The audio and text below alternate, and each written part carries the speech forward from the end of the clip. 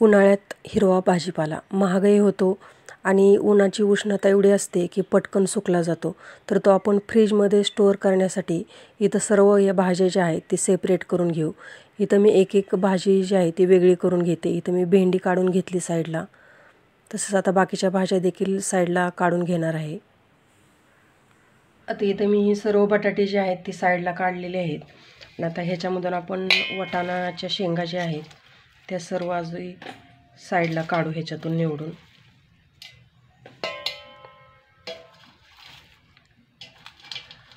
मग राहिलेल्या ज्या सर्व भाज्या आहेत त्या सेपरेट करून घेऊ.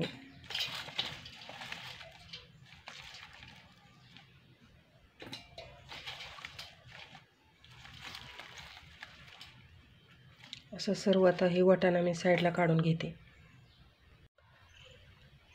सर्व भाज्या अशा मी वेगळ्या करून घेतलेल्या आहेत. आता आपण ह्या स्वच्छ धुवून घेऊ भाज्या सर्व. प्रथम इथं मी भेंडी जी आहे ती एका जाळीच्या भांड्यामध्ये घेतलेली आहे आणि आता भेंडी स्वच्छ धुवून घ्यावी. अशा सर्व भाज्या ज्या आहेत तो स्वच्छ धुवून घ्याव्यात, कारण हात वगैरे खराब लागलेले असतात आणि धूळही बसलेली असते भाज्यावरती. त्याच्यामुळे स्वच्छ धुवून घ्याव्यात भाज्या आणि धुतल्यानंतर अशा कपड्यामध्ये टाकून सुकवून घ्याव्यात. चांगलं स्वच्छ कपड्याने पुसून घ्यावं आणि ह्या भाज्या ज्या आहेत ती स्वच्छ करून घ्याव्यात कपड्याने पुसून. आता इथं बाकीच्या राहिलेल्या भाज्या देखील वेगवेगळ्या भांड्यामध्ये मी इथं घेतलेल्या आहेत जाळीच्या आणि स्वच्छ धुवून घेणार आहे. कारण भाज्या आपण बाहेरून आणतो त्याच्यावरती खूप सारी धूळ बसलेली असते, कुठून कुठून भाज्या आलेल्या असतात. तर त्याच्यामुळे ह्या भाज्या सर्व स्वच्छ करून घ्याव्यात.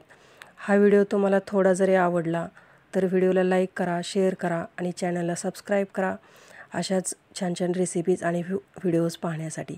आता इथं सर्व भाज्या ज्या आहेत ती मी स्वच्छ धुवून घेते आणि ह्याच्यातलं पाणी वगैरे जे आहे ते चांगलं निथळून घेते.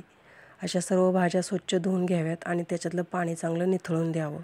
तर भाज्या धुवून झाल्यानंतर ह्याच्यातलं पाणी वगैरे जे आहे ते चांगलं निथळून घ्यावं.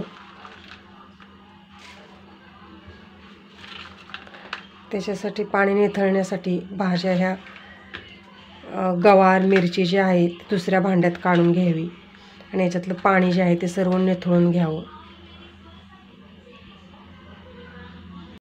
पाणी निथळण्यासाठी असं दुसऱ्या भांड्यामध्ये ठेवावं. आता हे खाली एक भांडं आहे आणि त्याच्यावरती असं पाणी निथळण्यासाठी ठेवावं, म्हणजे अशा छोट्याच्या भाज्या असतात त्याच्यातलं पाणी निथळून जातं. भाज्या धुवून पाणी निथळलं की अशा एखादा कोरडा कपडा घ्यावा आणि त्यावरती चांगल्या अशा सुकायला ठेवाव्यात भाज्या.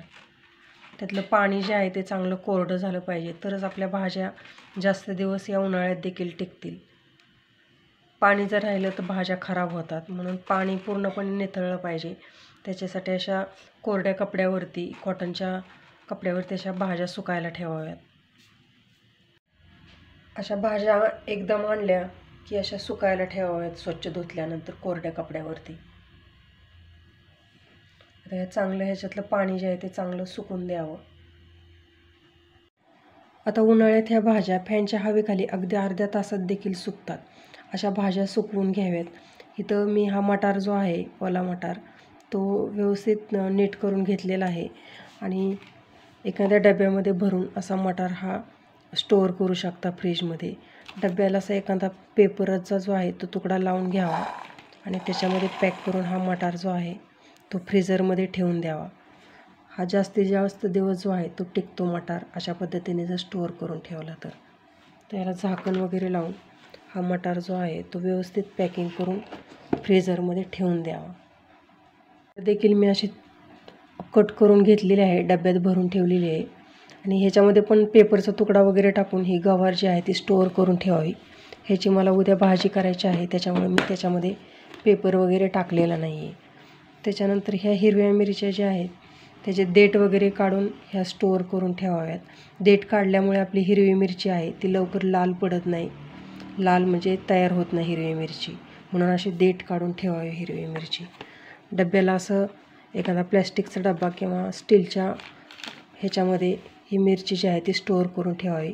आतमध्ये असा पेपरचा तुकडा टाकून घ्यावा आणि त्याच्यामध्ये ही देठ काढलेली हिरवी मिरची जी आहे ती या उन्हाळ्यामध्ये स्टोअर करून ठेवावी.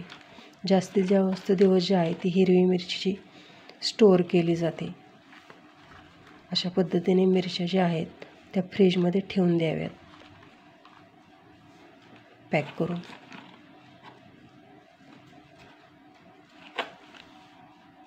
अशी पॅक करून ही प्लॅस्टिकच्या डब्यामध्ये किंवा कुठलाही डबा तुमच्याकडे जे अवेलेबल असेल त्याच्यामध्ये हिरवी मिरची स्टोअर करून ठेवावी. आता त्याच्यानंतर अशा पद्धतीच्या बॅग आपल्या घरामध्ये पडूनच असतात, आपण काही त्याचा यूजही करत नाही. तर अशामध्ये हे टोमॅटो वगैरे भरून ठेवावीत. ही धुतलेली स्वच्छ टोमॅटो अशी पॅक करून ठेवावी. आणि आता हे असे बॅगमध्ये किंवा तुमच्याकडे डबा जर असेल अवेलेबल तर डब्यामध्ये हे भरून ठेवावे टोमॅटो. आणि आता ही फ्रीजमध्ये अशी बॅगमध्ये भरून ह्या बॅग ज्या आहेत ते फ्रीजमध्ये ठेवून द्याव्यात. आता बटाटे देखील आपण तशी स्टोअर करून ठेवणार आहोत. ह्या अशा फॅब्रिकच्या जे बॅग असतात कपड्याच्या, ह्या मार्केटमधूनच आपल्याकडे येतात. आता प्लॅस्टिकचं प्रमाण बंद झालेलं आहे, त्याच्यामुळे अशा पद्धतीच्या पिशव्या आपल्याकडे भरपूर येतात. तर त्याच्यामध्ये आपल्या ह्या फळभाज्या ज्या आहेत त्या अशा स्टोअर करून ठेवाव्यात. ह्याला मोडही येत नाहीत आणि चांगलेही राहतात व्यवस्थित. बटाटे काही फ्रीजमध्ये ठेवू नयेत, बाहेरच तुम्ही स्टोअर करू शकता एखाद्या कुंड्यामध्ये वगैरे भरून. अशा पिशवीमध्ये भरून ठेवावीत बटाटे आणि बटाटे स्टोअर करावीत. तर तुम्ही पाहू शकता इथं मी फ्रीज जो आहे तो पूर्ण एकदम क्लीन करून घेतलेला आहे, कारण आपल्याला उन्हाळ्यामध्येच फ्रीजची जी आहे ती जास्त आवश्यकता लागते. त्याच्यामुळे मी तर फ्रीज पूर्णपणे क्लीन करून घेतलेला आहे. आणि ह्याची लिंक जी आहे ती डिस्क्रिप्शन बॉक्समध्ये दिलेली आहे, ती चेक करून पहा. याचा क्लिनिंगचा व्हिडिओ दुसऱ्या चॅनलवरती माझ्या अपलोड केलेला आहे, तो नक्की चेक करून पहा. आता आपण ह्याच्यामध्ये एक एक वस्तू ठेवून घेऊ फ्रीजमध्ये. तर इथं मी लिंब जे आहेत ती इथं एका पिशवीमध्ये भरून त्याच्यावरून अशी कॅरी बॅग घातलेली आहे. ही गावावरून आणलेली लिंब आहेत. आमच्या घरी लिंबोणीची बाग आहे, तर त्याची ही लिंब आहेत, ते आता मी फ्रीजमध्ये ठेवून घेणार आहे. त्याच्यामध्ये आपण भरलेली टोमॅटो ठेवून घ्यावीत आता ह्याच्यात. त्यानंतर ही चिंच आहे, कारण चिंच आपल्याला आमच्याकडे मिसळ वगैरे करण्यासाठी किंवा भाजीला लागते, कारल्यासाठी आम्ही चिंच वापरतो. तर त्याच्यासाठी मी चिंच अशी फ्रीजमध्ये स्टोअर करून ठेवणार आहे. नंतर हे स्ट्रॉबेरी क्रश आहे ते ठेवून घेतलं फ्रीजमध्ये. हे डार्क सोया सॉस, ही जामची बॉटल, हे काही ड्रायफ्रूट्स वगैरे आहेत ते ठेवून घेतले आता फ्रीजमध्ये. नंतर आपण ही हिरवी मिरची, वाटाणा आता मी हा फ्रीजमध्ये ठेवला, असा ठेवून घ्यावा फ्रीजमध्ये. हे दूध, त्याच्यानंतर ही मिल्क पावडर आहे.